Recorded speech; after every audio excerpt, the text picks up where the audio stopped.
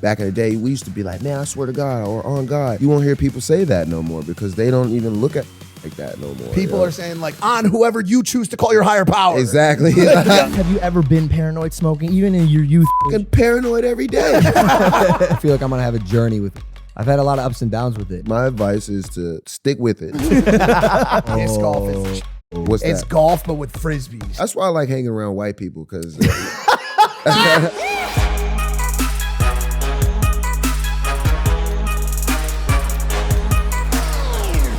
Also, what were you saying about beating up my mom? I just want to tell you, I just want to throw this out there. No, because you can't just leave that. King, I love Robin. I wouldn't lay a finger on Robin. Guys, that was comedy. No, I know, but I just want to throw this out there before we go any further. My mom, you've threatened my mom a lot. You've threatened my mom a lot in real life. I'm behind the joking. scenes. No, I but I haven't. just want to say this. What up, bro? My mom's unbothered. She's not worried because your record speaks for itself. My mom will destroy you, bro, I know. in the ring. Statistically, bro. she does have a better chance of winning. She has better record. Yeah, she does. She's 0-0. Do you want to bring our guest on? Is he in jail or is he here, bro? We weren't sure. What up, bro? Are you gonna intro him or no? Yeah, How are you, Wiz? What up, bro? Good to see you, man. What up, bro? How you doing, man? I did have an intro. Well, read it. Let me do it while you put your headphones on. yeah, I'll post up for the intro. Okay. It's always great to read these when the guest is already on the set. Yeah, let's get it. All right, ready? Act like I'm, Okay, I'm still pulled up. Pulled over. Our guest today is a hip hop icon who was part of one of the most successful songs in history. He's a leader of culture, art, and of course, weed. It's Wiz Khalifa. Hey, what up, baby? Dude. So you got pulled over? Yeah, man, it's fucking weird as hell. We driving through Beverly Hills and this cop just randomly pulled up because I got a Rolls Royce and it's tinted and he's like, yo, the windows are too dark. Oh, But you know that. Classic case of I mean, DWB. yeah, exactly. You know what I'm saying? You know what I mean? 100%. In Beverly Hills. And Everybody then he smelled the smoke, so he thought he had one. But you know, I know how to talk to people, so it was all good. Did you use who you are? No, I never even said that. Did he know? I feel like throughout the conversation he started to figure it out Catching on. because he was like, "You got your ID on you?" Because I'm in the back, like I'm not driving that motherfucker. So he's like, "You're not allowed to smoke." Blah blah blah. I'm like, "Dude, I'm in the back seat. Nobody never told me I'm not allowed to smoke in my own car." And he's like, "Well, where's your license?" I was like, "I'm not driving, so I don't have my license." And he's like, "Well, you got a picture of it?" And then somebody sent the picture of my ID to him, and then he started to slow down his tone a little bit. So yeah, we didn't even have to pull that card, man. It was just, you know. What's the law with that? If you're not driving, can you burn in the car? It's or a what? gray area with that, Yeah. man. I think it depends on what color you are, but you know, it's all good. I ain't, You're actually I ain't probably tripping. right. Jerome and Brandon get treated two different ways on that one. I ain't tripping. I know why you got pulled over for real though. Yeah. Any day you start by not going to the gym is Yeah. a bet. Kifa told me he was at the place today. He was at the gym. Yeah. You weren't there, bro. I worked out at the crib though. He said you were gonna say that. Yeah, He said you were gonna say I that. hit 3 muscle groups today. I did legs, back, and chest, fool. So yeah, your theory's a little fucked up. I don't know. Yo, by the way, shout out to Kifa, bro, for getting Wiz on. Yeah, for sure. the Shout out to homie Kifa. Kiefer, bro. Yeah, Kiefer plugs a lot of situations, put a lot of the homies together, man. So I'm happy to be here. He put Snoop on as well. Oh, for real? Yeah. Awesome. He's super Keefe, helpful. you have been crushing it for us, bro. Yeah, thank you bro. for real. We owe you money. Yeah, we're gonna take care of you. We got some cash for you. Wiz, dude, I gotta say, jokes aside, it's an honor to have you on. Thank you. Like, oh my gosh, man, you are such a legend. You've done so much. Even just like reviewing and doing my research about you for this episode is like maintaining relevancy at the level you have for as long as you have is so hard to do, if not one of the hardest things to do in this industry. Like, even with vlogging, man, I think you were one of like the first people to vlog regularly. Every day. Yeah. What was it? The day-to-day series. Yeah, absolutely. Yeah, man. That was a huge part of my career. And I had seen other people doing it at the time. There was Bow Wow, who was pretty big on there, Soulja Boy, Jermaine Dupri. Those were some of the main people that I looked at the time. But I figured I would take it to the next level. Just being from Pittsburgh, a lot of people haven't seen, that world and like seen how we party or just seen how we just treat life. You know what I mean? So I think it was like a different approach. And it wasn't coming from like an industry standpoint. It was like me on my way up, like grinding. You know what I'm saying? So the fans got to grow with me. And it was definitely a really special part of my career. No, for real, bro. Yeah. You inspired like a whole wave of artists trying to do their thing, and content creators. I have to ask, like, when you were coming up, could you see the longevity that you have now? Because a lot of your peers did, I don't know if fall off is the right word, right? But they definitely weren't able to achieve what you achieved. Right. There's different levels of it, I think. And it depends on what you want to go after. And I always looked at myself as a brand. So when I had my first record deal, I kind of figured out that the label, they don't really know how to market an artist. Like if you're a creative and you know what your stage is supposed to be like, and you know what your video is supposed to be like, and you know what your outfit's supposed to be like, there's not too many people who could tell you how to do that. So you just have to kind of boss up and learn how to make those plays yourself. And there's a lot of artists who don't want to do that. They just want to be artists. You know what I mean? They're just like, oh, I'm just get high, fucking look cool, put a chain on, blah, blah, blah. I was never that dude. You know what I mean? I was always behind the scenes, learning about cameras, learning about, you know what I'm saying? Incorporating all of that into what I was doing. So I wasn't just, a rapper. Like the music is the vehicle. But, I was always putting in the work. And to talk about the longevity, because everything changes. It switches up so much, like every 5 years or 10 years. And I'm a really big fan of just music and culture in general. So I know how much shit shifts and changes. So I never really seen myself, 5 or 10 years down the line. I just knew that all of the work that I put in would, keep me in that place because of the people that I look up to, like Snoop, Juicy J. You know what I'm saying? People who are always hustling, always on the grind, no matter, what the climate is. It's always that approach that wins. If you look at it like a brand, which isn't easy to do. It just hearing what you're saying thus far, you sound like a curious person. Like you like to try stuff, and even like watching you like go into MMA and diversify in a big way was smart as hell, man. Hell yeah. I seen a lot of people doing it. You guys did it with boxing and fighting. Are these good to drink? Yeah. Okay, I was like, that's a good flavor too. That's a good flavor too. What is it? Is it water? That's Ice Pop. Oh, right. It's Prime. It's actually my beverage. Okay, cool. Let's get it. Yeah. Did you hear that sound? Oh, that's good. It's good, right? Yeah, it's really good. But yeah, you know how it is, like with pivoting into things that are real life, but then when you start to get into it, there's community and there's just like a whole bunch of other things that you could dive into. That just makes sense to go along with it, being a lifestyle. That's my main thing. It's like it's got to be a part of the lifestyle. But even you said the music is the vehicle, but like you're talking about success at the highest level in one of the hardest industries to break. Right. Like, dude, I was looking at your YouTube before you got here. You have 27 million subscribers and one of the most viewed videos on the platform. See You Again has like 5.7 billion fucking views. Wow. Yep.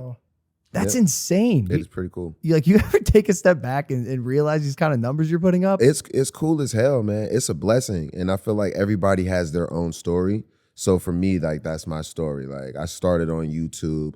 I remember creating my page like in my basement. You know what I mean? Way. And it's like just to see it all the way pay off and see it through and to, still inspire people to, do those things and break those records and stuff like that. It's pretty cool. I know somebody's gonna come along and, have a banger as well that is up there like that. I'm not gonna be the only one, but it's cool to be on the list for sure. For sure, dude. Where is it on the list? That's got to be like up there, right? It like goes back and forth between like the most viewed. It's number 3, so it goes back and forth. Like sometimes it'll be the most viewed, and then like a Spanish artist will come knock it out. Yeah. And beyond the quality of the song, I mean, a part of it had to do with the passing of Paul Walker, right, as well. And it was just such a crazy timing for that song. Yeah, it was wild.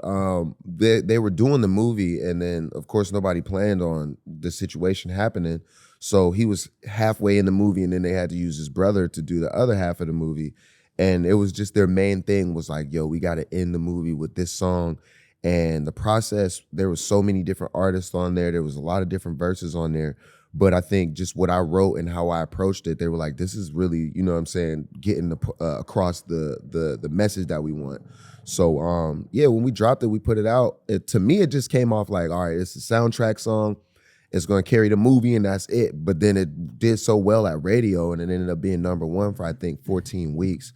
And yeah, it just touched the world. So it's like a timeless record. I'm really curious about this process because as a creative, it's sometimes hard, you know this, to have a goal and then try to make the art that meets the goal. So they knew they wanted to create like a really impactful song.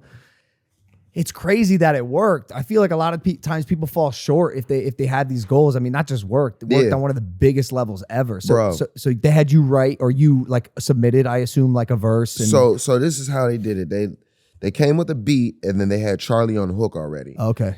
And they literally gave me like a list of words. It was like this word, like family, bonding, never turn back. Like, you know what I'm saying? Like a word cloud. Diesel sent you this message? Yeah. Like, they sent me like a list of words and was like, all right, now write your verse. And that's how we did it. Did you find that helpful or like harmful to the creative process? Like having like that direction given to you by people? It's helpful for me because I've written so much music of my own with nobody in the room. Like, why not just get a list of words that everybody thinks is gonna work? Like a head start. It's just like, if you all believe in these words and this theme and this concept, like, of course, like, I'm an artist. I can whip it up. Like, I can make it. You know, how long did it take you? 15 minutes. No fucking way. I knew it. That's 15 insane. For a song that changed your life. And like, I don't know if you would call that like your defining song. I think a lot of people would say probably Black and Yellow, like something like that was more defining. But when you look back at the breadth of work in the Wiz Khalifa catalog, like you go back to The Race and all this stuff off Kush and OJ and all these other crazy mixtapes and albums, there are so many songs, so many hit songs, but so many just songs in general. And my curiosity and question for you is, if I just threw out like a random track off like Taylor Alderdice right now, you know what I'm saying? Would you know every word to it right now? I would have to listen to it because it's like muscle memory. You know what I mean? So I gotta listen to it. I gotta be like, okay, how was I approaching the beat that way? Right. And then as soon as I listen to it like once or twice, I'll be able to do that shit. You get it back. Hell yeah, for sure. Is it true that rock is your favorite genre? And if that's true, what made you get into rap and conquer? I wouldn't say rock is my favorite genre. I love music in general. I just love, I grew up on a lot of oldies and there was no really like line in between like rock, R&B, whatever. Like it was all just, you know what I'm saying? It was a groove. It was funk. It was all of that shit. So that's the type of artist that I am.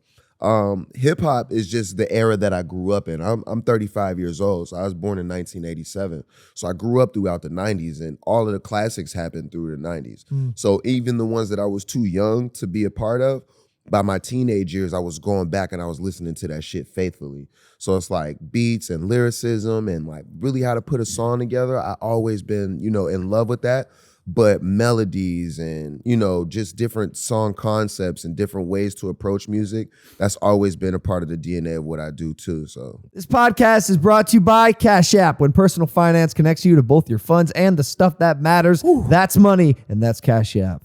Know what else is money? Well, like the holidays are coming up and I need to get my mom a gift. You think it's easy to get money from my brother Jake Paul? He made like $45 million last year, bro. Yeah, but he never has cash, and I know he won't pick up the gift himself. So what do you do? You buy it and then he pays you back? Yeah, and if I have a prayer seeing the money, all I got to do is send him my cash tag on Cash App. Is it that easy? Yes, Mike, it's that easy. Say your line.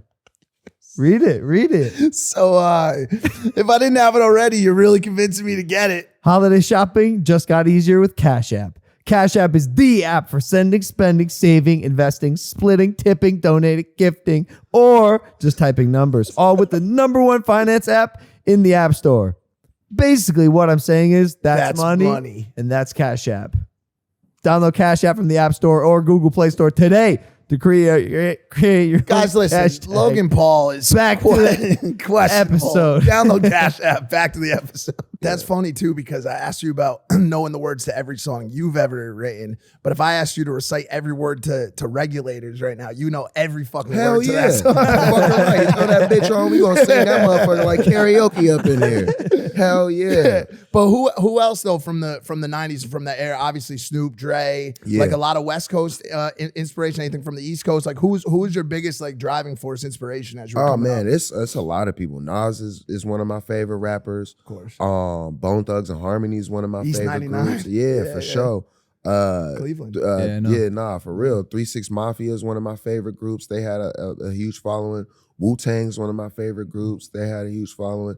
Pretty much anybody who had like that cult following, you know, you could look at the artwork and you could feel that shit, or you could listen to them and learn their slang and their language and how to dress with them. That's kind of like the stuff that I gravitated towards. Even like in the later 90s, I was a big fan of like Puff Daddy and Bad Boy and shit. You had to be. Hell yeah, that shit was fire to me. You know what I mean? So I definitely went through a lot of different stages of hip hop and music in general, that just as a fan, you know what I mean, that built my taste to what I put out there. But what was the scene like in Pittsburgh? Because I could be wrong, but were you one of the first guys to really come out of Pittsburgh? I mean, who was really spitting in Pittsburgh at the time, and like what was that scene like for hip hop? There's a couple dudes. There's like Joe Beast, Young Ro. There's Mailman, who worked with Dr. Dre in the mid '90s and shit, like on behind the scenes, but nobody really like defined the Pittsburgh sound. And the scene out in Pittsburgh is really mixed, man. You got people who listen to like really lyrical East Coast stuff. I remember when like Neo Soul was really popular. So you got like the conscious rap, like Talib Kweli and all of that type of stuff, or Mos Def or MF Common, MF Doom, like you know what I'm saying, like the real underground heads. And then you got niggas who listen to straight Gucci Man, like, you know what I mean? Like, just that's all they fucking listen to. Right. So it was a crazy mixture, and it was wild for me to find my identity because, you know, being around street niggas, like I'm not one of them, like per se. I'm not doing the stuff that they're doing to, you know, survive or get by, but that's my surroundings. That's who I'm with. So it was hard for me to, you know, express myself and not compromise, you know what I mean? And it took a long ass time for people to actually fuck with my music in Pittsburgh because they were just used to listening to different types of music, a different type of message, and I wasn't, you know, saying those things. So it took a little minute. But it's also, I feel like, put you in like a precarious position being in a place like that, because like if you're coming from New York and you grew up listening to Nas, you grew up listening to Jay and Big and all those guys, or Wu-Tang, you have a sound that's almost defined for you. You come from ATL, you grew up or listening, you know, the South, listening to T.I. and listening to all these guys from down there. You have a sound defined. West Coast, same thing. Like, but being in Pittsburgh, it's such like a median area between all these different sounds, mixed sounds. Did you find it hard to like come into your own and create that sound? Yeah, it was very difficult. It took me doing a lot of projects to try to, you know, just establish what to expect from me.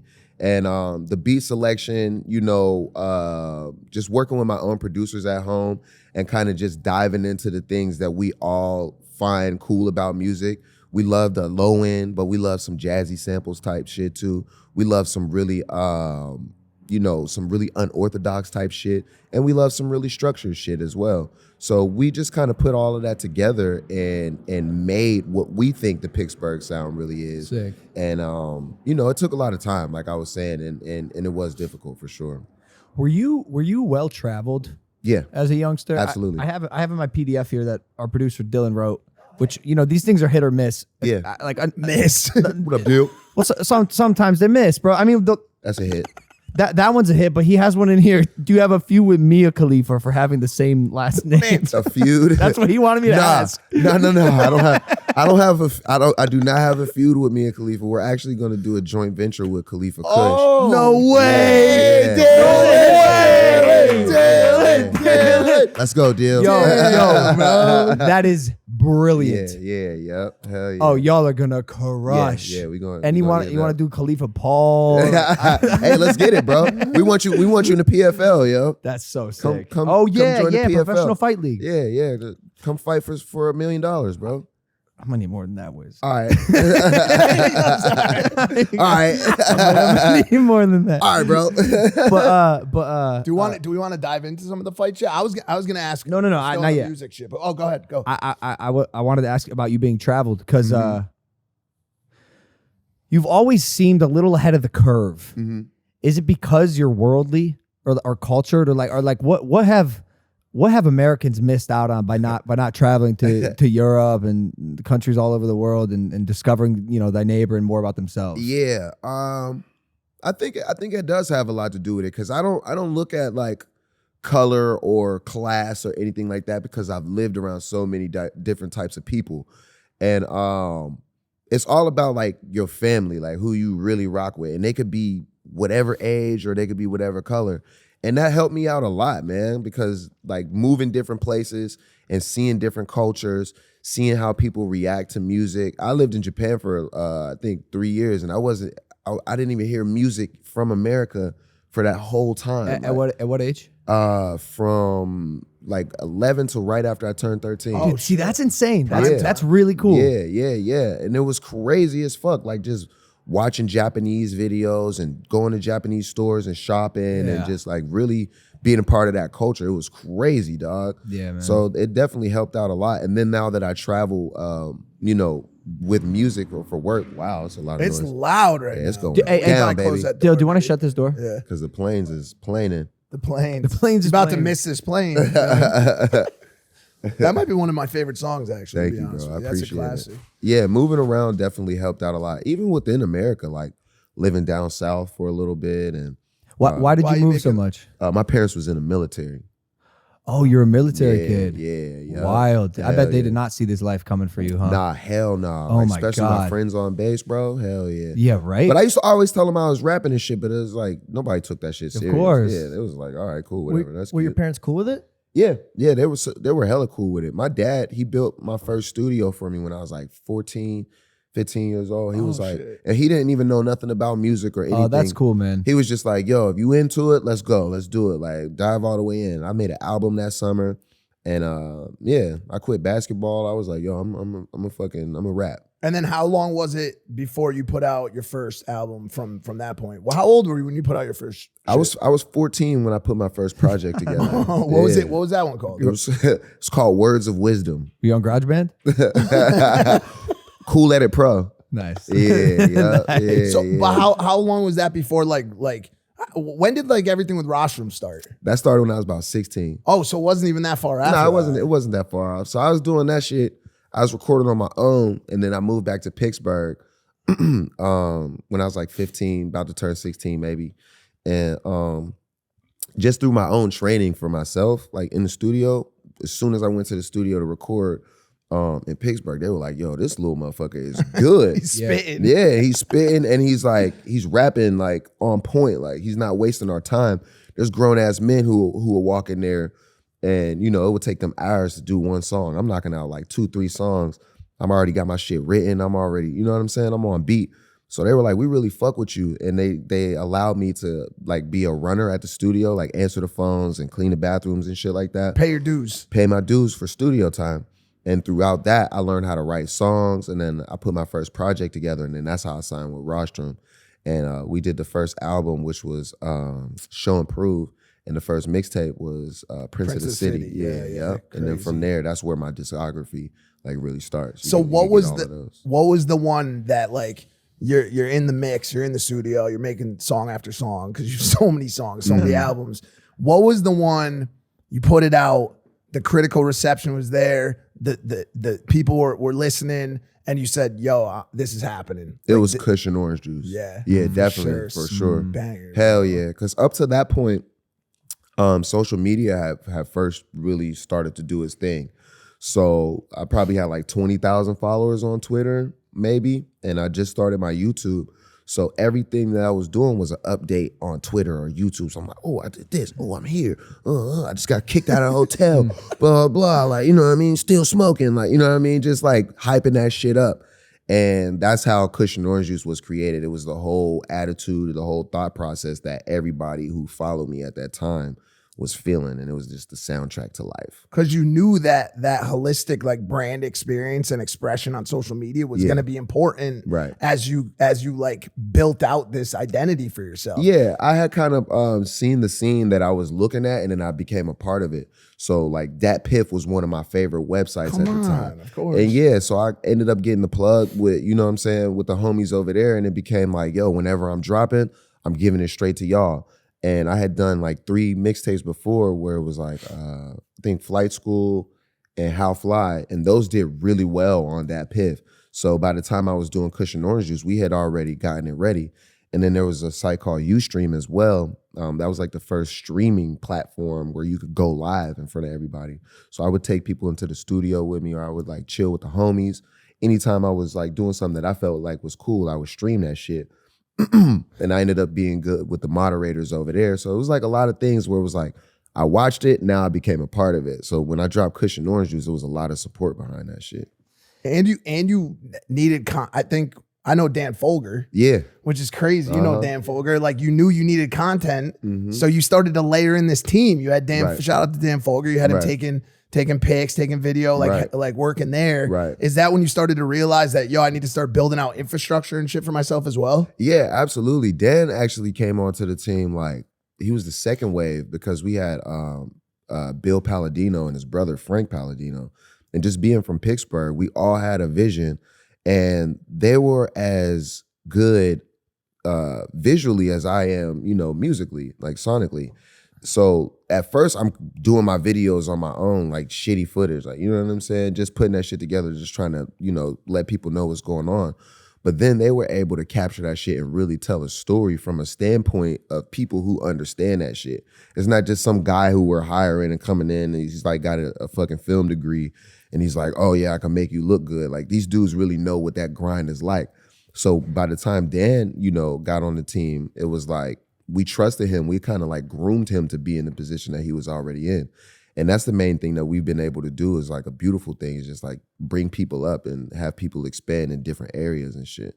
He's the king of that, bro. And it's funny because, you know, like people after you probably took a lot of notes from that book and like, yo, that's not my shooter, that's my family. You know what I'm saying? Exactly. And like, what better way to get somebody to understand exactly what you would want in your own project than having them with you all the time, so that when it is time for them to step up and shoot, they know exactly what you want. It's like an extension of yourself. Absolutely, 100%. It's amazing. And then you started to crush on social, and then I don't really know when the right time to get into this is, but like, I have a crazy just past with Mac Miller.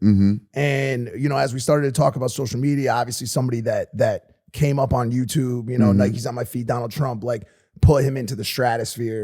And I don't know when the right time to even talk to you about this is, but like, you know, selfishly, I just got to ask you a little bit about your relationship with Mac and what that was like. Yeah, it was crazy. I seen him come up basically the same way I did, you know, hanging out in the studio, bringing his crew, and being really, really cool with everybody in the studio, like beyond just like a paying customer, like really becoming a staple down there.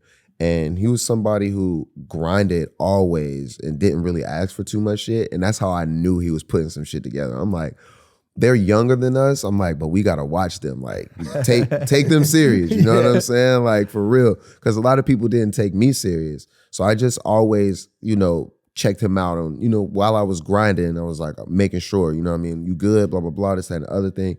And then he ended up signing to Rostrum. So basically everything that I was doing at the time, it's like, come on, bro. Like you the little homie, you know what I'm saying? Like everything that I get or that I didn't do as fast as I was supposed to, you're supposed to get all of that. And then just creatively and musically, he's different than I am. He played instruments. So he was able to, you know, start with the grind and, you know, turn into a whole different expression for himself. You know what I mean? And I just feel like a lot of people group us up together because we're from Pittsburgh, but we do different things. You know what I'm saying?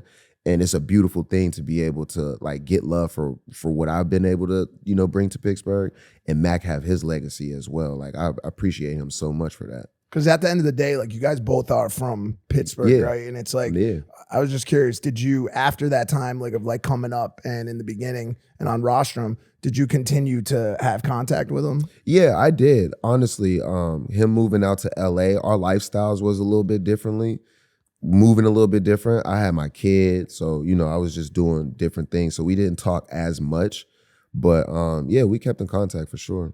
And what was that, what was that like when you found out that he had passed? And it hurt me. It was really, really sad, just because realistically I had a lot of different talks with him about that type of stuff. just as a big homie and as an OG, you know, because that's where we come from in Pittsburgh, where it's like, if somebody's out of pocket, you kind of, you know, reach out to them and you talk to them about it, not in a bad way, but just in a real way. And there's a lot of people who are gonna do those things with you. They're not gonna make it seem like it's fucked up, but you know, you just gotta have the voice of somebody who's like, hey, you know, blah blah blah. And if you want to listen to it, it's cool. If not, we're still friends. You still my loved one. But I think that's where, you know, the disconnect was, because I'm not into those things. So it was hard for me to be around it and support it and be like, you're my friend and I'm going to allow you to do this without me saying anything. So yeah, that was really hard for me, like when it took him out, because, you know, I didn't want that for him at all. Yeah. Yeah. Yeah, tough. Sorry I have to ask that stuff. Man. No, it's cool. just that's like a selfish question of mine, and I have like a major relationship with his music as I went through a lot of similar shit myself. So, yeah. But on a brighter note, you, similarly to Logan, are a fighter. What is it that you like about combat sports? I trained. This nigga's actually had fights with champions. I've sparred with champions, not real fucking fights. Dude, you're in good shape and you can strike too. Thank you. I remember when I saw the first Wiz Khalifa's like MMA video go viral, and I think it just shocked everyone. Behind the scenes, you just been training? Yeah. I've been training for like 5 years now, and I don't know. I fuck with it. It's just fun. Yeah, I was gonna say why. Like why? It's cool to learn new shit. I think the older you get, you just get into different things. Like your body just tells you like what's cool and what's not cool. So I started lifting and I went to Unbreakable with Jay Glazer. There we go. And just naturally, they just put me on this program. And I just started, you know, I'm kind of just open for whatever, like, you know, jiu-jitsu, wrestling, striking, it's whatever. Like, if you want to teach me some shit, I'm down to learn. I mean, so are we going to see you in a ring professionally? I wouldn't say no, because anything could happen. Yeah. You know what I'm saying? I'm definitely ready for whatever. So it's like, how do you feel about getting hit? I don't know if I like it, but I don't mind it. Yeah. I'm not one of those people. Well, that's good. That's good. Yeah. There's usually a pretty visceral reaction. There's 2 reactions. Right. Sometimes 3. It's I don't like it. I don't like getting hit. There's I don't mind it. And then sometimes you have the crazy motherfuckers who are like, oh, dude, that shit fires me up. Nah, yeah. I do get fired up, but you're like, yeah, all right. You take a shot, you're like, all right. Yeah. Take one now, I'm gonna give one. Yeah. More like that.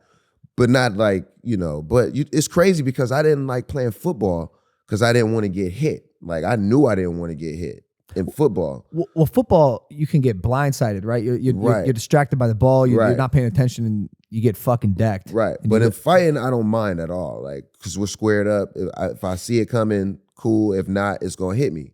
So it's like, you know what I mean? Try not to get hit. For sure. That's the name of the game. That's the beauty of the sport. Right. Hit and not get hit. Right. It's like it feels like a little bit maybe more even, or at least you're prepared for it, sort of. When we were talking about his next fight, like probably 4 years, no, maybe like 3 years ago, whenever you had just started, and I think you had the one fight with KSI, we're like, whoa, who's he gonna fight next?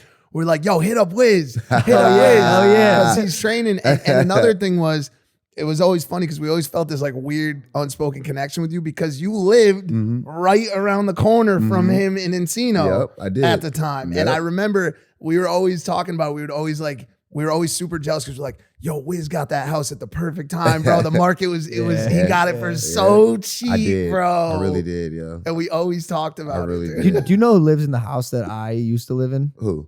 Fucking Okay. It's crazy. I can dig it. Crazy. I don't know who got my house. I just sold that motherfucker. Oh, really? The one that we're talking about. Yeah, yep. Can you please tell me what the come up was? A lot. Bro. I came up, dog. Damn. My business manager was like, yes. He was like, yes, we did it. But no, that's pretty dope. That neighborhood is fucking cracking now. Yeah. Everybody's over there. It's sick. Encino's a good place. Yeah, it's a good place. But nah, I mean, you know, that would have been funny if we would have even just hyped up like a fight or something like that. I saw you training with Jake once or something, right? Yeah. He came to Unbreakable and we didn't do anything together, but we were both like hitting pads at the same time. How'd you find Jake? Like how's his skills? No, just as a person. Did you get a chance? He's to talk dope. to him? Yeah, I like both of y'all. Thanks, bro. I love what y'all do. I love what y'all bring to the game. I love y'all's come up. Thank you, bro. I love the fact that y'all are from the Midwest. I love the fact that y'all are family. Yeah. You don't have to go on, bro. I believe you. Thank you, man. I like that you're wearing black and yellow. Nah, that was I really intentional. love you guys. I really support y'all in what y'all do, man. Thanks, for bro. real. Thank you. Hey, how did you get so good at bowling, bro? Oh yeah, that was another one. Hey, what yo. the fuck? I Hey, was yo. bowling next to you, and I'm like, no shot, Hey, this yo. guy's this good, bro. Yeah. I'm a fucking nerd, dog. So is he. Look at his little Can thing. you solve this Rubik's cube? No, I can't. It would not surprise me. If I was you- about to if you say were I'm able not. to. I don't know. Yeah. What's the nerdiest thing about you? The bowling, probably. Probably the bowling. You're just good at bowling. Yeah, I'm like a fucking No way. weirdo when it comes to bowling. Have you hit a yo. perfect? No. Not yet. Almost, yo. Really? I had, What'd you get? 287. Oh, you were so good. Yeah. Is that one frame? Yeah, yup. Was that at Pins? Yeah, Dude, I was there for that. Yeah, yup. I saw that. Wait, That's no, why you I did brought it up. not. I swear to God on everything. Me and if Chevy he the swears to only one. God. Me and Chevy got close as hell, bro. We almost did that shit. Was it in the middle lane? It wasn't in the far left? That was right? Chevy in the middle. I was on the far left. Yo, I Yeah. can't believe You were I was there? there. I was there for Yep. that. That's why I asked. I didn't. Yep. I didn't look. Hey, does Wiz Khalifa play bowling? Like, how am I Yep. gonna know that? 287, Yeah, it was bro. at Pins. Yeah, I think artists and certain celebrities are such like special, unique humans, and it's always so fun for me to find out what they do and practice behind the scenes. Yeah. Because like unlike us fucking social media sluts, you guys you just do stuff you like, and then you get good at it. I feel like that's one of those things where you could probably enter a bowling competition, take the cake, and everyone's like, "Yo, Wiz Khalifa, Yeah. best bowler we've ever seen." Yep. Like we saw with Tom Hardy recently, a man just randomly enters like 4 Brazilian jiu-jitsu competitions, destroys everyone, Right. wins them all. Like Yep. you got a lot of hidden talents. I feel It's like. weird, yo. What's another thing you've been practicing behind the scenes? That's not the Rubik's cube. I'm about to get good at golf. That's gonna be Let's my new go. shit. Yo, Yeah. you think we get Keith out there? Come on, Keefa. Where's Where is Keefa Keith at? Oh, no, All it's right, real. cool. You Yeah. fuck with pickleball? Pickleball? Pickleball? You don't even know what it is? What's pickleball? This might be the thing for you. What's pickleball? I don't know much about it, but the sport is on the fucking come It up. is. Oh, It's for getting real? big. I Come love it. up. It's like tennis for unathletic people. Okay. It's like a smaller version They of it. democratized tennis essentially. Well, it's just a bunch Anyone of old people playing it, but then now there's like a young generation playing it. For and real? I love it. Bro. I ain't I'm never addicted heard of to it. pickleball. That's You play? I have 4 rackets and balls in my car right now. We could run a 2-on-2. Jamie Foxx has opened a pickleball paddle business. Okay. And a lot of our peers are acquiring pickleball teams. God damn. It's Danny Duncan. Yes, it's like that doesn't surprise me. motherfucker. He loves to acquire. He's bro. good. And by the way, All right, he's good. so He we enters the just tournament. started a little business up Bro, in here. now. pickleball Y'all boy business. just put me up on game. All right, for sure. Your assistant's looking at us like, oh no, not another Write it thing. down. Pickleball. I'd rather do disc golf if we were gonna do anything. Disc golf is the shit. What's It's that? golf but with frisbees. Okay. And you have different weight frisbees that are like the different clubs. Okay. And you have a driver and you throw it as Yeah. far as you can, and then you Yeah. try to get it in a little net, a chain Yeah. net that Yeah. hangs around a pole, Yeah. bro. That's why I like hanging around white people because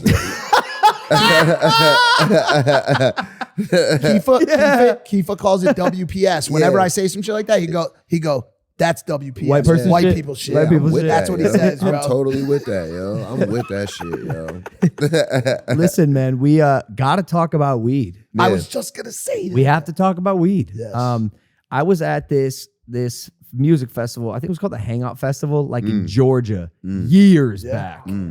And I saw you come out on stage and you lit a joint. This was when weed was like very illegal still Bad thing, everywhere. yeah. And I just couldn't believe you're just smoking in front of I thought surely when you exited the stage, you were going to get like tackled by some cops. You just have been fucking smoking forever, not giving a fuck, huh? Yeah, it's crazy, bro. I was just talking about this the other day. Like, I really stood, you know what I mean, solid. Like, you know, Very. you know what I mean. Like, I'm doing this. It's not that bad. Fucking fuck it. You know what I'm saying? And people still try to fuck with me even to this day. But you just gotta stand on that shit, dog. It's really not that bad. And I'm a functioning pothead. So I speak for the people who smoke weed and function and do things throughout the day, and not the ones who just like get couch locked and aren't dependable and they like forget Or shit. paranoid. Yeah. Oh, yeah. I gotta ask: have you ever been paranoid smoking, even in your youth? Fucking age? paranoid every day. No, but what was like a worst case scenario? Like has there been a story? Yeah. I got really high one time when I was a kid. And I thought I was dreaming. And I was like, bro, why didn't y'all wake me up, man? And they're like, dude, we were sitting there talking to you the whole time. I'm freaking out on everybody. I thought I was asleep, like dreaming, having it. Like, it was crazy. Was it one of the first times you ever got high?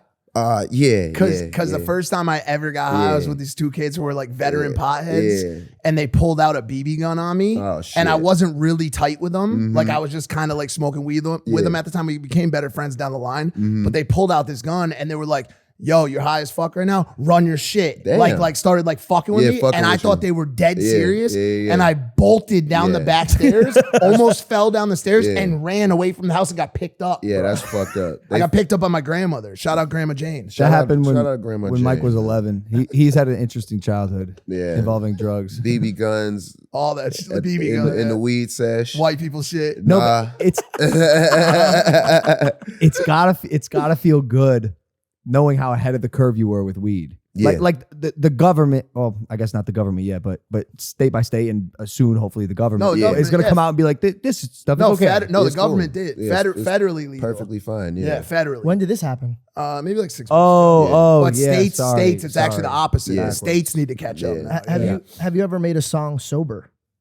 Well, I consider smoking weed and not drinking alcohol being sober. Yeah. But I don't record not stoned. No, I don't do that. We don't do that. You always high. Oh yeah, 100%. When was the last time you were sober? I go to Dubai, so I was in Dubai. I was in Dubai last month, and on the flight there, that's 16 hours.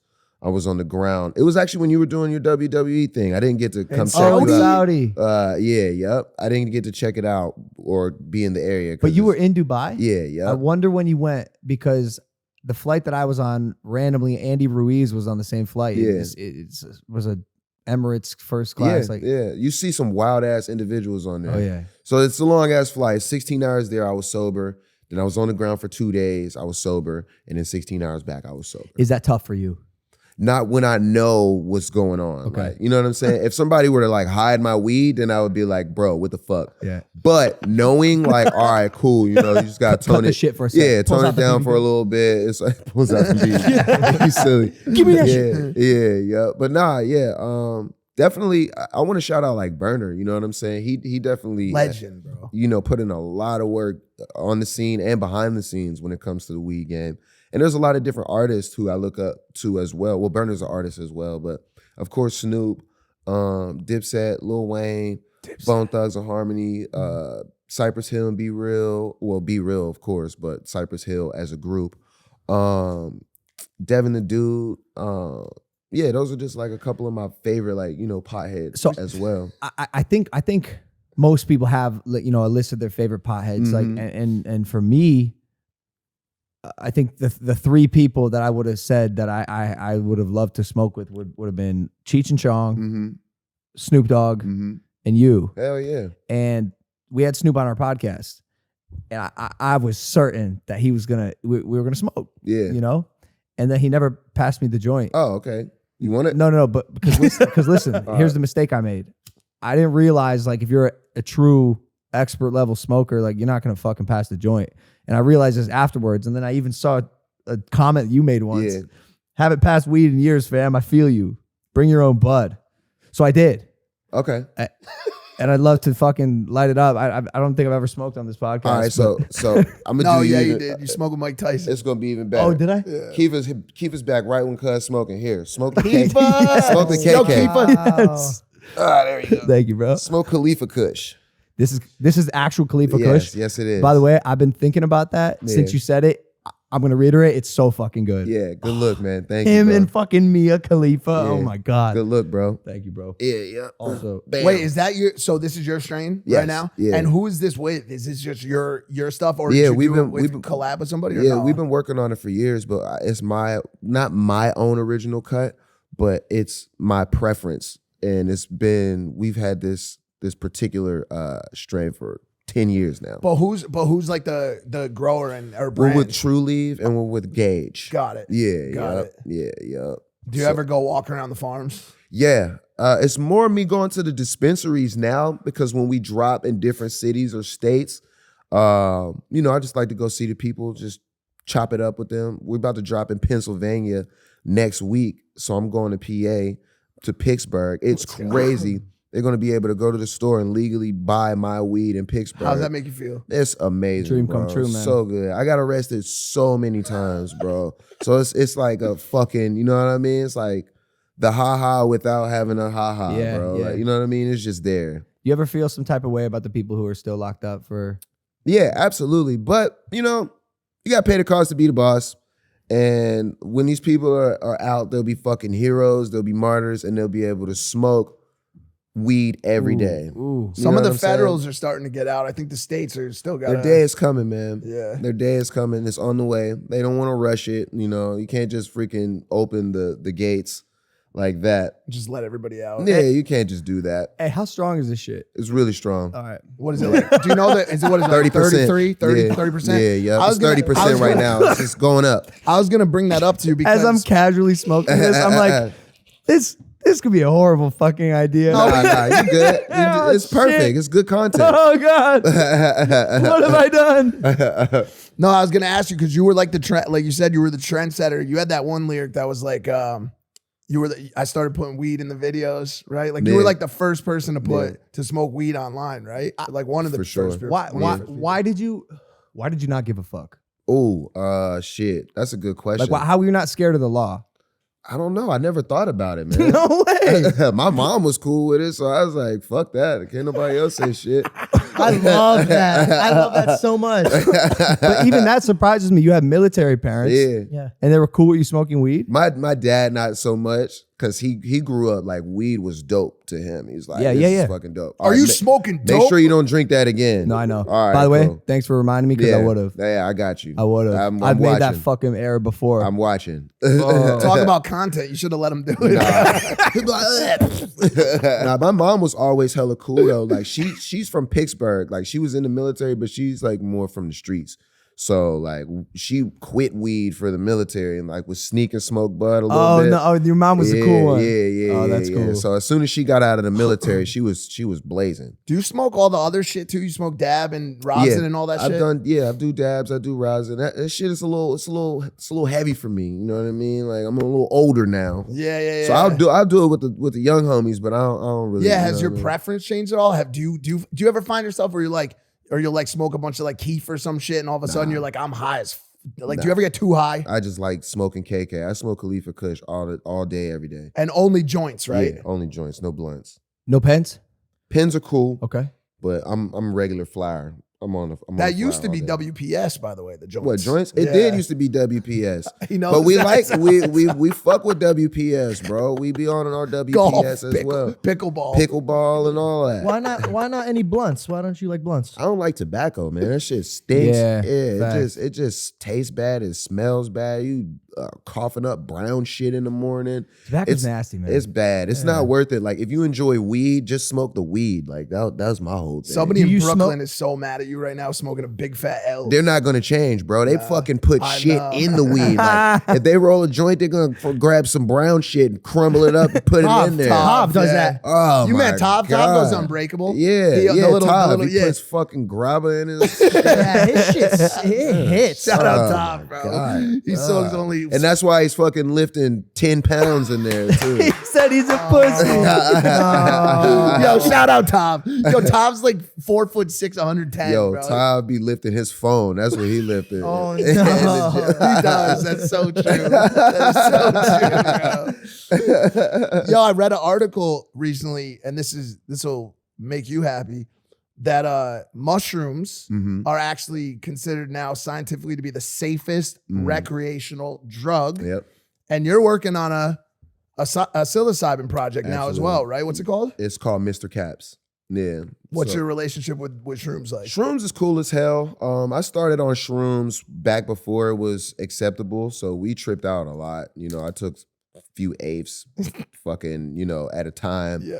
and bugged out. I wouldn't advise that for anybody now because that's not how you do it. Just microdose. And, I was gonna say, did you end up just microdosing frequently? Yeah. And even that, that's got its place in time too. Yeah, like I'm not the dude who's just walking around shroomed out on day. a gram a day. Yeah, that shit is wild. And there's people who can do that, but I'm just not those guys. But yeah, the whole shroom experience is different for everybody, and that's what's good about the research that's being done on it. I like where people's heads are and just being ahead of the curve. There's countries like fucking Thailand and shit like that, Amsterdam, where the whole, like the real deal is legal. And then here there's, you can't trip out just yet, but it's getting there. Yeah, it's not like rec legal. It's decriminalized in Colorado and I think like Washington or some shit. Right. And they're starting to, is it decriminalized in Cali? No, you still can't possess them? Yeah. But it's funny because like, you look at places like Silicon Valley up north, they're starting to call it like psilocybin Valley because like all these dudes are microdosing acid and shrooms. So acid's a whole different game. You probably experimented. I've done acid, but it's a little bit much for me. It's so much. It's just wild, yo. Do you go crazy? You have a crazy story? I don't have. I just kept blacking out. Like I would black out and then I would wake up and I was like sitting Indian style on a pool table and I was like, how did I get here? You sleep during drugs a lot, huh? Yeah. I'm like fucking what's that dude? Bernie. Oh yeah, Weekend at Bernie's. Yeah. Like if we play like Black and Yellow, you come back to life. You start dancing like this. Damn, exactly, bro. That's a classic film. Yeah, bro. that's me, yo, for sure. Damn. But Acid's too much. Shrooms are cool. Acid's a little bit too much. I did acid with Diplo, and I don't think I measured it out correctly. I have an acid story with DJ Carnage. Okay. I don't know what it is with these DJs. Yeah, They want some to love DJ acid. shit. fucking acid. Yeah. How was yours? That one in particular was not great. I don't do well with acid. Yeah. I don't do well with acid at all. No one does well with acid. No, bro. Yeah, I don't think so, right? that's the. Jake's gonna fucking kill me, but the time we did it with Carnage was Jake's first time and now only time. Right. But I didn't want to let my little brother Do it go on down his this road. Yeah. And we were in Ibiza, like boat hopping, like by himself, right? Even though I knew I hated acid, so I did it with him. And once again, like I just realized how powerful this drug. He looks at me in the middle of it, and he goes, I think he said something like, "Yo, I don't know why the fuck people do this drug. Yeah. Like it is too strong." Yeah. Well, people always talk about like ayahuasca and like these transformative experiences that they have with psychedelics.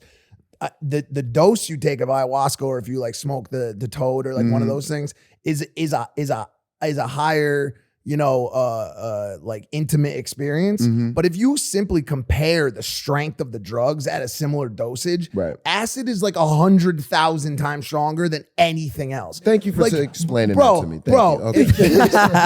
I thought I was a bitch, yo. No. No, because some people love it. They love it. Bro, Who wakes up and be like, guys, let's do some acid? I seen some fools just take hits and just act normal as hell. I'd be like, what the fuck, dog? Nah, they can't go to my wedding. Bruh, invite them to the wedding. 'Cause if it goes down, you need them around. They yo. say They I can heard function. I heard if you took like a tablespoon or like a teaspoon or a tablespoon of acid, like liquid LSD, it would be enough to make like 10,000 people trip or something like that. Damn. Like it's because, bro, when you think about it, when you do acid, like a hit of acid is one microgram. Right. Microgram. Yeah, You're talking about, a dose of at a microscopic level. You'd have to my look God. through a lens of a microscope to see this breakdown. Right. Just to play devil's advocate for 1 second. Yeah. Acid can also be incredibly transformative. Absolutely, It's for it's sure. Like, Okay, like, for deep- sure. like He said deeply- white people. Here we go. Nah, He I'm hit you with with the quagmire, bro. He's bobbing his head like. it could be deeply therapeutic. Give us an example of when somebody would take acid and then like be better. I heard a lot of sex cults get formed off of acid. Oh, okay, yeah, that's true. Yeah, that's true. baby. No. That's true. Well, what's his name?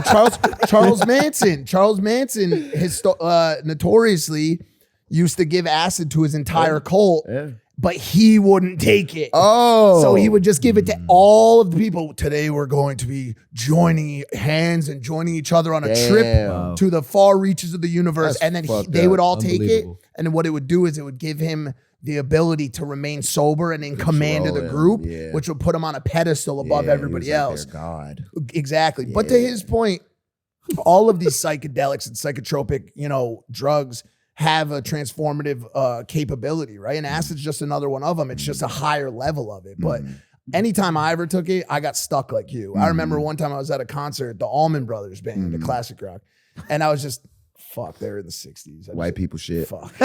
Old white people. OWPS. And I got stuck looking at this damn star. 1 star for 3 hours. Bro, I'm not playing. I just sat there for the whole concert. I didn't even see the band for 1 second, bro. They was probably like, this dude is feeling it. That's hard. You have such an iconic laugh. No, it's real. It's real deal.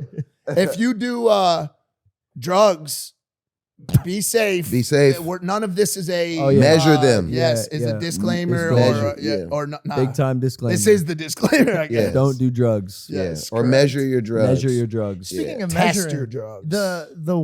The spoon thing you said. How many people have accidentally taken too much then? A lot.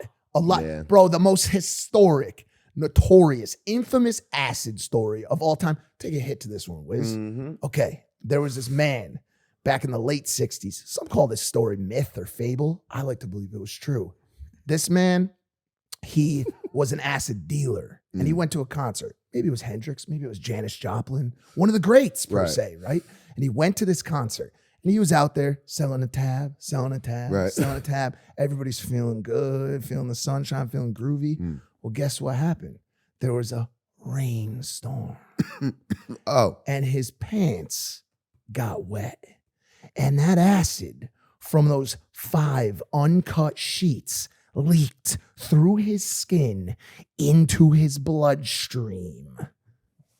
Now, not 3 months later, this man was in a psychiatric ward. He firmly believed that he was a tall, full glass of orange juice. And if he were to lay down or be leaned over at any moment, he would spill his insides out and die. Yes. What? Yup. Like, that was a juicy story. Yup. Nice. Thank you. He went to Cushion orange juice and brought the acid in orange juice, bro. Hell yeah. What? Am I fucked up for wanting to get that stoned? I want to be that high tonight. Are you kidding me? He thought he was a glass of orange juice high? Don't spill me? Careful, don't spill me. Like, bro. Yo, that might be the most WPS story ever created. That's hard. That was funny. That's fire. Damn. I think I believe it. Fuck it. 100%. Yeah. Myth my ass. That shit is real. Did you make that up? No, bro. It's This a a real really story? famous acid story, bro. And some people Is it say that he really exists, and some people say that he And he's still doesn't, standing To this there. day, to this He's still day. standing there, He's dog. still Like standing. bro. To this day. Poor guy. Poor guy. I don't know where you go from there, dude. Like, where do you take the You conversation? can't now? beat that. So just pin it. That's the peak. I got a question. That was such a funny story, Mike. All right. He's so high. Look at him. I'm high as fuck. Yeah. Hey, I could you think take your glasses off and look No, at the I camera? won't. I won't. Dude, this stuff is crazy Yes, good. strong. Hey, dude, good. chill out. Don't do that. He's a bit like, am I not chill? Damn. No, there's actually another part to the acid story that he told with his brother that was similar to what you just did. When they were out there, they had a security guard. And what did the security guard say to you? Do you remember? I do know this story. I gotta remember. I'll tell it. So they're here because this could take all fucking day. They're out there in these fucking like Croatian islands or some shit, yachting around, and they have this acid night, but they got the security guard with him, and he's a stickler, bro. He's like a fucking. Oh my! Do you want me to just keep going? You I got remember. it. I'll do my best. He was ex Navy military, current like this guy was legit as fuck. Right. Like a very decorated U.S. vet. Got it. Per se. And in the midst of my trip, like peak trip, he finds me in the bathroom, like looking at myself in the mirror, like figuring out what's going on with life. He finds me, traps me in my room, and tells me how bad acid is for you. While you're on acid? No, Yes! you should have said what he said. He like went up to him and he was like, there is no drug worse, mark my words, than LSD. Damn. like he did, like imagine him Slow in that down moment. and shit. Yeah. LSD. I felt like a failure. Like a failure. Did you tell him like that he sucks for telling I you? said, bro, I said, I hear you and I know you're right. This isn't something to say to someone tripping on acid. Do not tell this to Jake right now. Oh, yo, that's love. You want to know what he did? He walked down, went straight Jake! to Jake. Look at Jake! Get over here, buddy! No. Yeah, by the way, I love the Did fact. y'all fire that dude? We haven't worked with him since, but as security. Yeah. I mean, Did you hire him to be that? he was probably trying to help, you know. No, he can do many things. He's probably like like looking out for the brand. He was. We've talked about it. I told him, I said, man to man, you just don't tell a person who's tripping on drugs how fucking bad drugs are. Right. That's a good point. Yeah. That's a good point. Especially if it's a bad trip. Yeah. We got a ranking system for our security guards. Okay. Like we got like them listed in order from the ones that we like the most, but Yeah. they all have different skills. Do you work with like a certain security team that you always use, or do you like rotate? Yeah, nah, I've been with the homies since since I was a teenager. No way. I've been fortunate enough, man. My big homie Breeze, he did security in Pittsburgh, like real legit security, not just like busting heads. And he came up, you know, in that scene around there. So like as soon as I started doing my thing, we all traveled together. He got into a couple incidents. He had to go to jail, came home from jail, but he was able to build a team of people who are just like him. Oh shit. You know what I'm saying? Sick. So throughout time, I've just been able to rock with the same team, and they're close. They're like family. You know what I mean? That's a massive blessing, dude. Yeah, it's a really blessing, and we're good everywhere we go throughout the world. I was gonna say that too. Yeah. I feel like you. I mean, you're chilling anyways. Yeah, Everybody loves who's you. fucking- you know? who's fucking- Yeah. Nah. You'll be surprised. You know, there'll be some assholes in the That's club. it, for and, sure. You know who the fuck I am? It's like, all right, bro. Like, I should You should apologize. just for be that. like, I'm sorry. you know how high I am. Bro? I don't give a fuck. What's it's going all on? good, bro. Like peace and love, man. Yeah, Like, you know what I mean? facts. But even through the fight community as well, we've been able to establish a lot of, you know, really good relationships with just people worldwide, or security, sure. or venues, or you know what I'm saying? You never know who's who. So just having that mutual respect, it goes a long way. Whenever people get like really stoned on the show, or like I know that they're stoners, I always know that I can like go in two different directions. Like I want to ask you about the fight stuff a little more with your organization, but I also want to ask you if you would ever want to go to space. Okay. Because you know what I'm saying? Yeah, Because you go- can go that way, go you that can way, go that either way. Come on, bro. right now. Space I is love- fun. I want to okay. know about space. Here's my question. Would you want to go to space, assuming there was a flight that I could get you on today, right? And I'll talk to you more about that after. I've got some connections. Right. But what planet of all of them would you want to visit? All right. So I would go to space, but I've never seen anybody light a lighter in space. And there's all types of like, Oh, you know what I'm saying?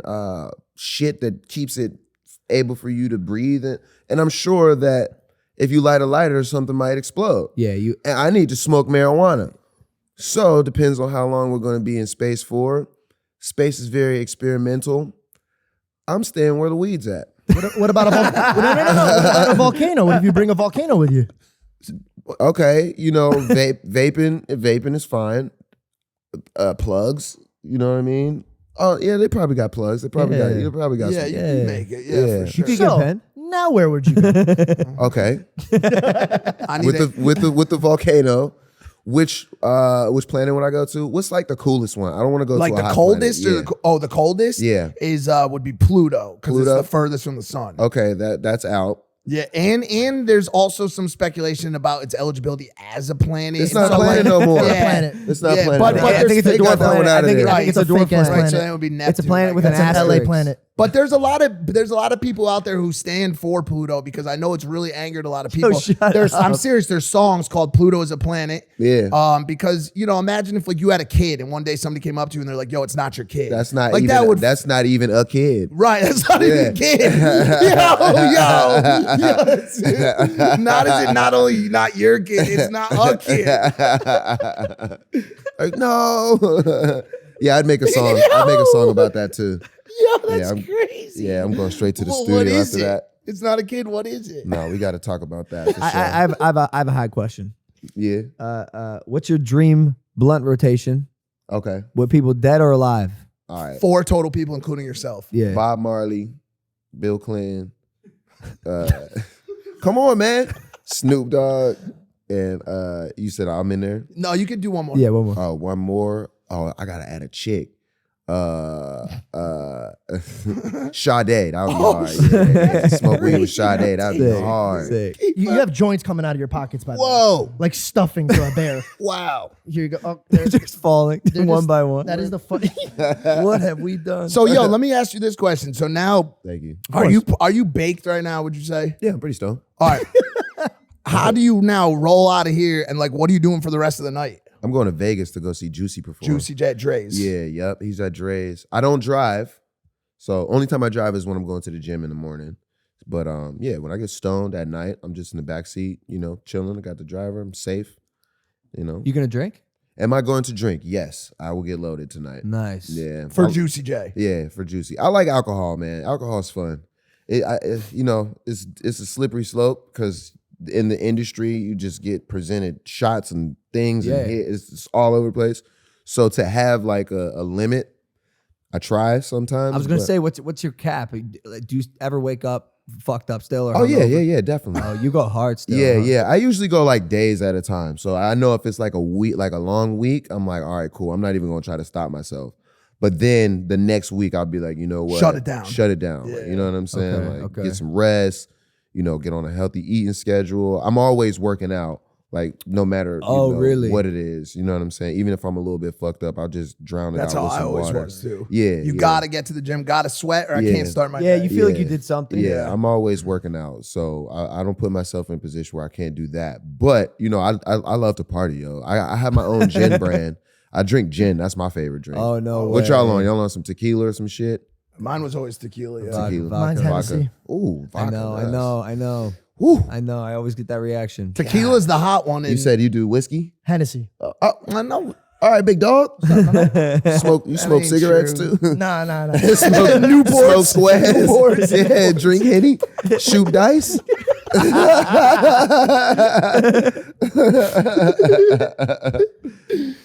Damn. Hey, I come to you today seeking counsel, Wiz. I need some help. What's good? Have you had a journey with weed? Yeah. I feel like I'm gonna have a journey with weed. Mhm. Like it comes in my life, Yeah. it leaves my life. Yeah. Sometimes it's good, sometimes it's not so good. Like I don't know. I've had a lot of ups and downs with it. Yeah. Oh, so my advice is to stick with it. It's like, No, I was actually being serious. Stick with it, man. Sometimes you're gonna feel bad. You'll be like, man, am I smoking too much fucking weed? Yeah. Like, goddamn, like, what am I doing?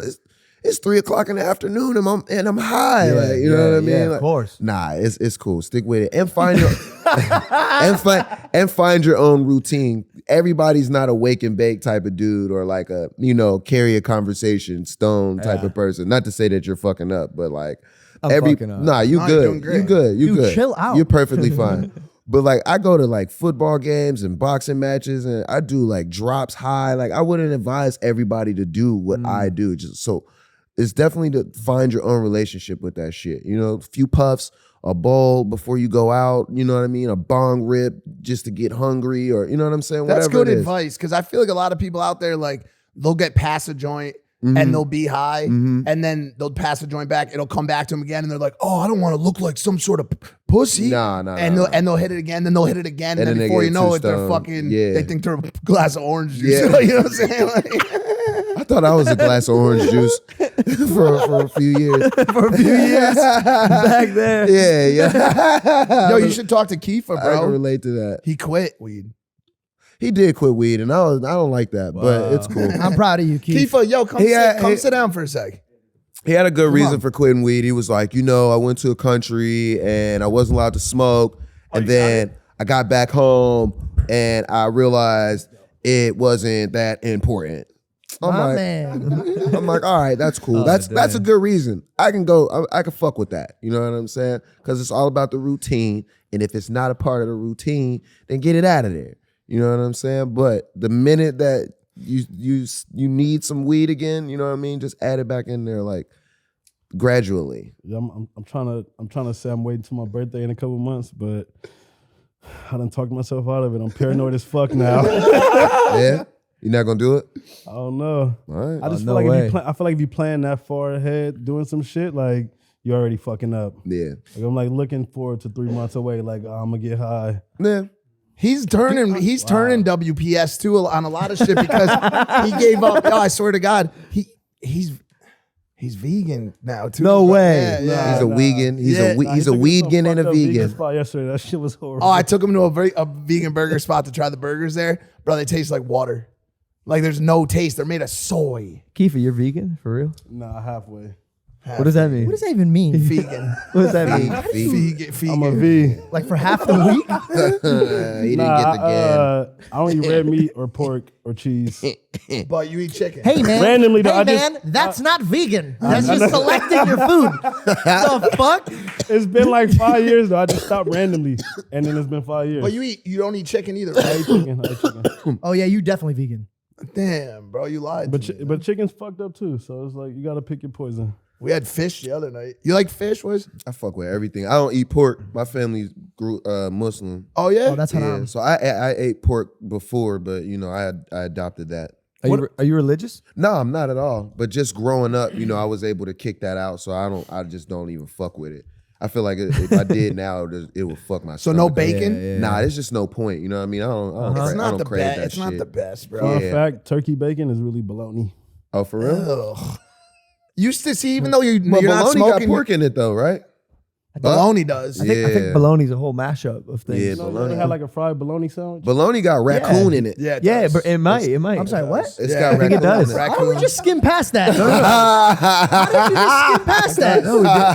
What the fuck did you just say? Oh, it might. It might. A raccoon? horse. Could be It anything. does. They Could be found anything. a horse. They found all ferrets, all kinds of Anything could be in that bologna. I swear to God. Raccoon? That's It could why be when anything. they say like, "Yo, this is baloney," like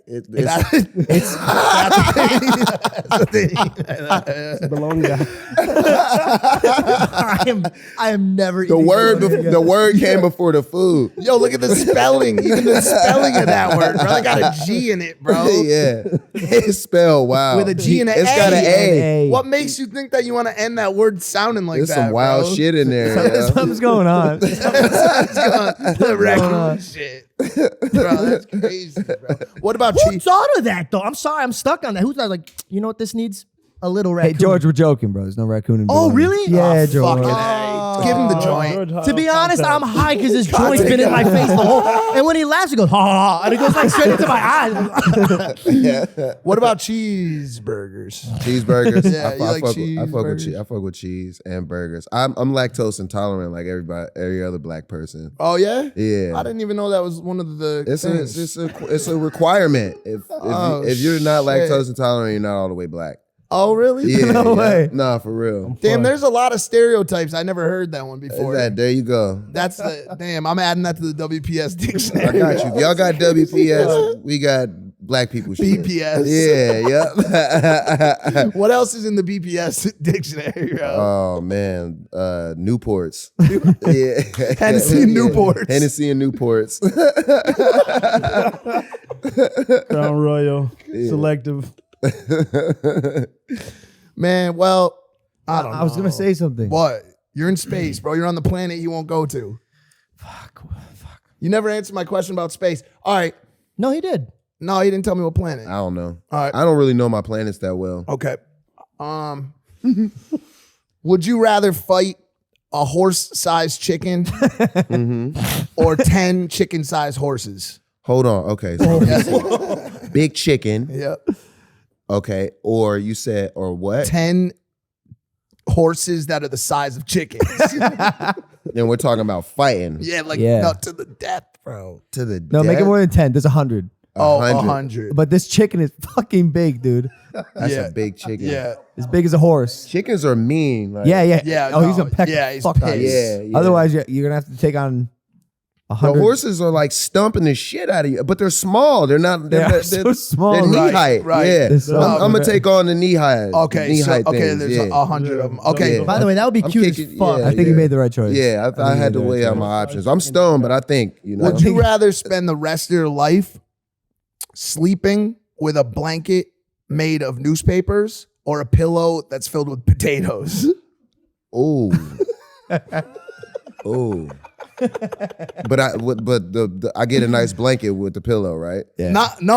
Oh, Yeah. Sorry, yeah, you get a good blanket. I'll take the potato. Potato. Yeah, that's I'm fucking with that. ass, Yeah, bro. I'm fucking with that. That shit sucks. Yeah, I'm fucking with that That's because wild. as a tall nigga, I don't like my feet not being covered up. Right. And I don't want no newspaper as a blanket. Right. Like, nah, I don't know. All right. Would you rather every time you have sex for the rest of your life, would you rather have to use turkey gravy or peanut butter as lube? Turkey gravy for sure. Peanut I don't butter. like how quick you answered that, my guy. Because peanut butter is rough. That's That's shit rough. is- Yeah, it's yeah. too thick. It doesn't smooth out either. I'm thinking about the friction, and turkey gravy is going to allow more, Glide. Yeah, Glide. there it is. Looking Good at me word. like I understand what you're saying. Bro, It's you got ever raccoon in ate gravy? You ever had peanut butter? Would you rather be hit in the head with a baseball thrown by a MLB pitcher or in the forehead with a dart thrown by a professional dart thrower? I'm gonna take the dart. Really? Yeah, for sure. Yeah, it's not gonna pierce like that far. Yeah, no, it's gonna stop, Yeah. and then I could take it out. But that baseball is coming 90 miles an hour, knocking me out. Yo. I'm gonna have some permanent damage off that motherfucker. Yo. Okay, would you rather your girlfriend? Where are you getting these questions? Would you rather your girlfriend or wife, right, for the rest of your life? For the rest of This your one's life. tough, bro. Okay. Would you rather she had a titty-sized ass or an ass-sized titties? Okay. Damn. Titties. And using the average like spectrum of average normal size ass and titties as a spectrum guide. So would I rather her ass be on her chest or her titties be on her yes. ass? The long story short, yes. Oh my God. Yeah, 2 acorns for an ass. The titties on the ass would look crazy. We gonna have to put the ass on the chest, fam. I'm sorry, yeah, we gonna have to. Yeah, I think I know. I shit. think, yeah.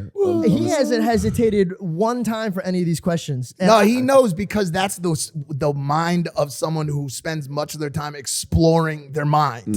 And he smokes a lot of weed. And so that, bro, when you smoke that much, you're constantly exploring. That's, bro, I'm going to be honest with you. People don't know this. Probably 90% of the things you currently see in Logan Paul's life are a result of how high he has been over That's the past. amazing. I have a podcast to run. Shut your mouth. Wiz, how does Gen Z do good that we actually like / take value from? What does Gen Z do that we like or take value from? PDF from Dylan. Wait, let me pull it up. Hold on a sec. I got some real important What do questions. you mean? That's the Wiz. question. That's the question. Yeah, but you didn't ask it seriously. What the fuck? Did Yeah, you but I'm say? actually. But I do want to know. You have a son. Yeah. How old's your son? Oh, okay. Yeah, he's 9. Okay, so he's Gen Z. Okay. And I am curious because I'm even exploring this question for myself. How does Gen Z do good that we like or take value from? Like where can we learn from them? Shit, they do what the fuck they want to do. I love that about them. They're really in touch with their emotions. Super. Yeah. Super. I love that about them, and they're very vocal. I think when we were growing up and the generations before us, it was kind of just like shut up, like do as I say, and not what I do type shit. Yeah. But kids, they'll check your ass now. Yeah. They have no problem. And Yeah, but what if they check you on some shit, like you say something and they're just like what's disrespectful? Like but like what's a word they would say like that's totally gaslighting. right. Or like you're like, yo, bring the fucking garbage out. And you're like, and they're just like, yo, that's the stereotypical behavior from a male cis figure. Like, you know what I'm saying? Like, doesn't that scare you a little bit? Like, toxic masculinity. Yeah, like, bro, don't tell me to take the garbage out, dad. That's toxic cis masculinity behavior. I ain't gonna lie. It's WPS. That's the dog. No, bigger issues. He's right. Nah, this the world we live in, bro. The kids are tripping about little shit. And it's because they're more sensitive, and honestly, we grew up fucked up. Like, little motherfucker. Like, you know what I'm saying? That shit was normal to us. So when we try to do it to them, we're just thinking that it's normal, but it's not, because they haven't been programmed. So they're like, what the fuck is that? You know what I'm saying? That's really what it is. Yeah, totally. Yeah, so they're not programmed for that. We're not, That's an interesting way of looking at it, because like social media and all of this like open landscape has democratized the process of like raising kids to an extent that like, just like with everything else outside of raising kids, politics, religion, everything, no one's really right or wrong anymore. It's just a mishmash of just chaos. Yeah, it really and is. so like the kids are just like, we can't program based on our program, because all of our programming came from all the programming from the program, from the program, from the programming. Right. And now all of that's been broken, bro. It's out of the window. And now everybody got blue hair and 12 genders. They don't even care about religion. They don't care about none of that. So it's like, back in the day, we used to be like, man, I swear to God, or on God. You won't hear people say that no more, because they don't even look at shit like that no more. People are saying like, on whoever you choose to call your higher power. Exactly. They replaced it, bro. It's done. It's done, bro. Yeah, it's over with. Yeah, Holy shit. Yeah, it's totally different. So I definitely look at it and I embrace it. You know what I'm saying? And like with my son, you know, I grew up rough. I grew up, you know, tough skin, tough love, blah, blah, blah. So there's certain times where I'll get a little bit, you know what I mean, stern with him, but I automatically feel bad. Like, I don't feel like, yo, you deserve this treatment. I'm like, shit, he can't handle that. Like, but he's tough though, so he can, and he'll fire back, and it just like, you know, gets him ready for the world. But that's him specifically. That's not for every child. You know what I'm saying? Because I feel like everybody's different. How do you feel about co-parenting? I love co-parenting, man. His mom is amazing, Amber. I love her. She's a good friend, a great partner, a good, probably like the best ex ever, yo. Like, I wish everybody's ex was like mine, bro. Sick. Like, for real, because it's not even like really my ex. Like, we're best friends. We talk. We go through difficult situations together. We make it out of that shit together. So we have a really, really strong relationship, and we're on the same page when it comes to raising him. Was it always like that? No, it wasn't. How did you get into that? So just because there might be somebody that was going through. Yeah, I think the main part was the breakup. That had a lot to do with our animosity towards each other and like how we were, you know, treating the situation. But as soon as we, you know, let that animosity go, we were able to, you know, move forward and really, really focus on what we really want out of things. And then we both do a lot of work correcting ourselves and just not being how we were in the relationship. So I think just learning from that shit and not being like, you know, using it as trauma to like bring up bad shit. But it's like, yo, this is where I fucked up and this is where I'm not gonna be like that no more. She has a real conscious effort of doing that, and I do the same. And we check each other, you know what I mean? So we allow that communication to be open. Sick. And time too, bro. Hell yeah. Time, bro. Like when you break up with somebody, it's just, you need some time, bro, afterwards to really figure out like what just happened. Like a lot of times it's like chaos, like a head rush. Yeah. When you finally walk away from somebody that you've been in a relationship with for that long. Yeah. Especially when it ends in turmoil like that. Yeah. And you need that like 3-6 months, whatever. And then sometimes you come back and you're like, yo, you're my homie. I'm always going to love you. It took us probably like 2 years. You know what I'm saying? And it's difficult because like being in the industry, you know what I'm saying? You got cameras on you. You got everybody else's opinion. If you even talk to somebody else, it's like, oh, blah, blah, blah. So it's really difficult dealing with that and just losing the love of your life. So when you add that shit together, it's a lot to navigate on a personal thing. And, you know, we have such a beautiful kid and we love him so much. He deserves to see us getting along and in the same room together and able to spend holidays together and able to communicate.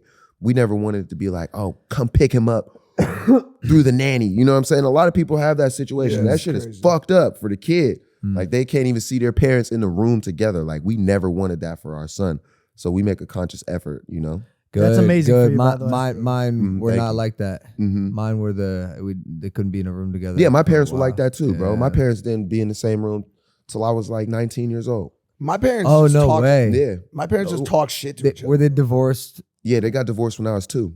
Okay. Yeah, Okay. yep, Yeah, gnarly, man. yeah, yep. I want to ask you one thing before we let you go. What's up? Can we come to Vegas with you? Let's go. Jet's ready. Got Raising Cane's on there. Oh, shout out Raising Cane's. Let's go. Damn. No. It's kind of a corny question, but I'm just curious because you're 35 years old, done a lot of shit, and but it sounds like you're still passionate. So, what excites you when you get out of bed in the morning? Clothes. Are you serious? Yeah. Put them on or like to make them? That's a mic drop right there. Oh no, I genuinely wanted to know. I need you to explain. He's like close. Like yeah, That shit. to put them on, to get dressed. I love clothes. I love getting dressed. I love, it's like your costume for the day. It's like your superhero. Like what you gonna wear? You know what I mean? Like I fuck with your shoes. Can we get a Thank you. pants and Celine. shoes? Crazy. It's Celine. Oh yeah, you rocking Imagine a lot of kicking that, somebody in the that nuts with Celine those. shit's cranking. These right are not going in anybody's nuts. now. Did you have to throw out a bunch of Balenciaga shit over the past couple of weeks? Be I did. honest. Yeah. I did. I sent it back to the store. Did you send it back? Okay, Yeah. can I be honest with you? I put mine like in the bottom drawer. Yeah. You know what I'm saying? Because Yeah. like you know how the news cycle gets and Yeah, shit. Like I mean, it'll be back next year. damn. Gucci came back. Like, I'm not that type of person where I'm like, oh, this is so wrong. Blah, blah, blah. I look at things shit for what it is, and people allow whatever behavior they want to allow. So they'll trip out for a minute, and then it'll come back. So Well, I if just you want to also- save yours, well, save no. it. Let me say this. I just don't understand the whole situation very well. So if there's like some Yeah. real fucked up shit, then I'll burn that Right, shit. right. But like from what I understood or It what doesn't it even really seemed register like, all like that. but from what it seemed like, there was like somebody that was like hired or some shit. But I could be completely wrong. Maybe Yeah. everybody at the company knew about it. It's like Right. some Wayfair kids in the cabinet. From Jeffrey what I Epstein seen, type it was shit. from what I Should I burn seen, it? it was pretty Hey. fucked up. From what I seen. Oh, should I get rid of it? I'm not I'll on the burn same it. vibe. From what I seen, it was Really? pretty fucked up. I just don't know. Should I burn And it? I would You do- rather you do just gotta burn it, I would Mike. rather just not support it. What about the Yeezys? I never really wore that brand in particularly, not for any reasons. It's just that's not my style. Oh, damn. You had the answer ready, bro. It's real. It's real. No, I'm playing. It's real, bro. No. Come on, man. I'm a OG, fam. I'm 100. That's the main thing about me. So yeah, not my style. Whose style are they, bro? They're just mad comfortable. They were mad comfortable. They were in style. Yeah, a while ago. I think they kind of still are, but I see like gyms banning people from wearing like, don't wear Yeezys to the gym. No way. I'm like, yo, they hating. All right. Don't wear I'll Celine just- boots to the gym. Those are sick. I'm gonna burn my Balenciaga shit. Bro. Yeah, Or you what'd have you to. say? Send it. Can I return it? I just bought it recently. I'm pretty sure you could like find somebody who's gonna resell that shit Okay. instead of like Go donate it. Yeah, burning it. Get your money back. I just keep getting fucked up on the jackets. That was the first time I ever like spent money on a jacket. Yeah. And then the other one I got was a Miri. And the next Mm. day, Drake dropped out the song that was like, never wore Mike Amiri, never hopped in a Urus. All the Miri shit, people were just like, well, this is useless. Oh man. Fuck this Lamborghini, bro. This shit's whack now. You know what I'm saying? Just I got the Hey. Amiri shit on right now. I'm about to take it off, bro. If you listening to Drake for style advice, get rid of your Amiri, bro. we could end on that. We could Oh end- man.